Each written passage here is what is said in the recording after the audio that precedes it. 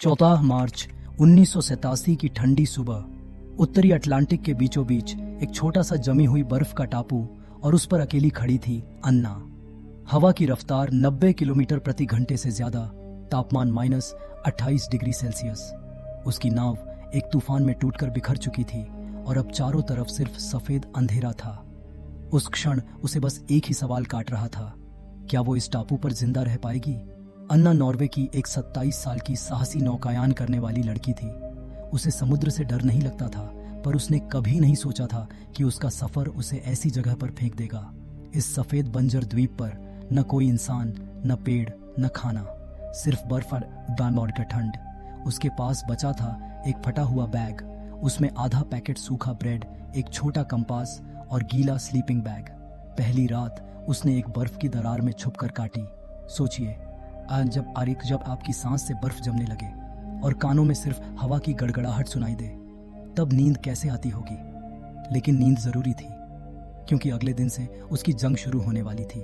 दूसरे दिन उसने चारों तरफ देखा। टापू की लंबाई मुश्किल से 3 किलोमीटर थी।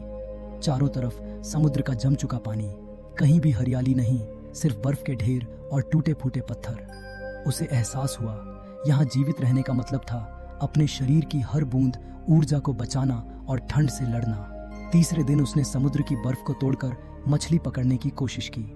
हाथ इतने सुन्न हो रहे थे कि हुक पकड़ना मुश्किल था, लेकिन घंटों कोशिश के बाद एक छोटी मछली फंसी। उसने उसे सीधे आग पर नहीं, बल्कि पत्थरों के बीच सेंकने की कोशिश की। पहली बार 3 दिन बाद उसे गर्माहट और स्वाद महसूस हुआ, लेकिन 5वें दिन नया संकट आया। उसके ऊपर बर्फीला तूफान टूट पड़ा। हवा इतनी तेज थी कि वो खड़ी भी नहीं हो पा रही थी। उसने जल्दी से बर्फ में एक गड्ढा खोदा और उसमें घुसकर ऊपर से पत्थर रख दिए। घंटों तक तूफान चलता रहा। अंधेरे में आकब गेली वो बार बार सोचती, शायद सुबह सूरज मुझे जिंदा न देखे। 7वें दिन उसके होंठों पर खून जम गया था। पानी का सबसे बड़ा संकट था। समुद्र का पानी खारा था और सीधा पीने से जान जा सकती थी, इसलिए उसने बर्फ को परखा। पिघलाकर छोटे छोटे घूंट पीने शुरू किए, पर उस ठंडे पानी से गला और पेट और जलता था। फिर भी वही उसकी जिंदगी की डोर थी। दिन गुजरते गए। 15वें दिन उसने टापू का पूरा नक्शा अपने दिमाग में बना लिया। उत्तर की तरफ कुछ गुफाएं थीं, दक्षिण में ऊंचे बर्फ के ढेर। उसने उत्तर की गुफा चुनी क्योंकि वहां हवा कम लगती थी। यही उसकी घर बन गया। 19वें दिन उसे पहली बार एक अजीब आवाज सुनाई दी। उसने सोचा कोई इंसान होगा, पर वो था एक ध्रुवीय भालू। उसकी आंखों में सीधी भूख थी। अन्ना के पास न हथियार न ताकत। उसने तुरंत आग जलाने की कोशिश की, क्योंकि भालू आग से डरते हैं। कांपते हाथों से चिंगारी निकाली और किसी तरह धुआं उठा। भालू कुछ देर उसे देखता रहा, फिर मुड़कर चला गया। उस दिन उसे समझ आया कि आग सिर्फ गर्मी नहीं, उसकी ढाल है। 30वें दिन उसके शरीर की हालत बिगड़ने लगी। पैर की उंगलियां नीली पड़ रही थीं, हल्की फ्रॉस्ट बाइट। उसने अपने गीले जूतों में सूखी घास भरने की कोशिश की, जो उसने बर्फ के नीचे से निकाली थी। वही उसका असली जुगाड़ था। डे 45। लगातार अंधेरा और ठंड से उसका दिमाग सुन्न हो रहा था। वो अक्सर अपने परिवार से बातें करती, हालांकि वहां कोई नहीं था। अकेलापन उतना ही बड़ा दुश्मन था जितनी ठंड। डे 60 पर एक बड़ा मोड़ आया। उसने दूर समुद्र में एक जहाज देखा। उसका दिल धड़कने लगा। उसने तुरंत आग जलाकर धुआं किया। घंटों तक लपटें उठती रहीं, लेकिन जहाज कभी उस तरफ आया ही नहीं।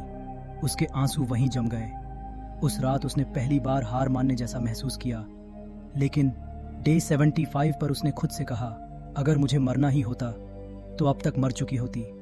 शायद मेरा जिंदा रहना ही मेरा सबसे बड़ा हथियार है। उसी दिन से उसने हर दिन अपने लिए छोटे छोटे लक्ष्य बनाए। आज बस मछली पकड़नी है, कल सिर्फ आग जलानी है। धीरे धीरे उसका मनोबल लौटने लगा। डे 100 पर उसने एक नया शिकार तरीका निकाला। बर्फ के नीचे से सील की आवाजें आती थीं। उसने छोटे छोटे छेद बनाए और इंतजार किया। घंटों बैठने के बाद उसे पहली बार सील का मांस मिला। ये उसकी सबसे बड़ी जीत थी, क्योंकि इससे उसे हफ्तों तक खाने का सहारा मिला। डे 182 पर एक नैतिक संकट सामने आया। उसके पास खाना बहुत कम था और अचानक फिर से वही ध्रुवीय भालू उसके टापू पर आया। वो घायल था और धीरे धीरे चल रहा था। अन्ना सोचने लगी, क्या उसे भालू को मारकर खाना चाहिए? इससे वो महीनों तक जीवित रह सकती थी, लेकिन इसका मतलब था अपनी आखिरी इंसानियत छोड़ देना।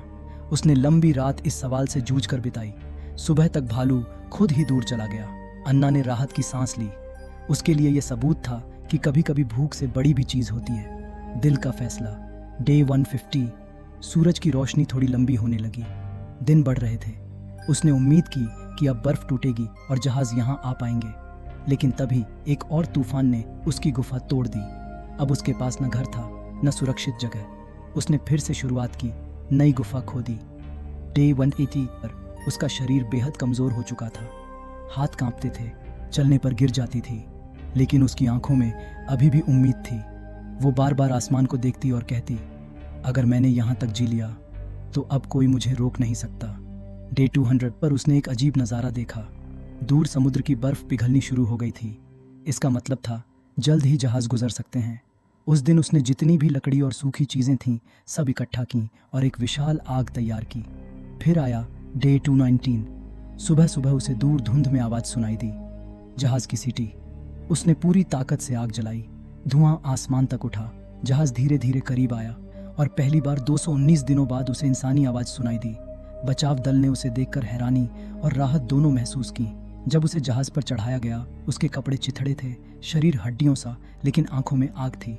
वो मुस्कुरा रही थी क्योंकि उसने मौत से 219 दिन तक सीधी लड़ाई लड़ी थी और जीत गई थी। जिंदगी ने उसे सिखाया कि इंसान की सबसे बड़ी ताकत न ताकतवर शरीर है, न हथियार, बल्कि हिम्मत है। अब आप सोचिए, अगर आप होते उस बर्फीले टापू पर तो क्या आप भी 219 दिन तक लड़ पाते या पहले ही हार मान लेते?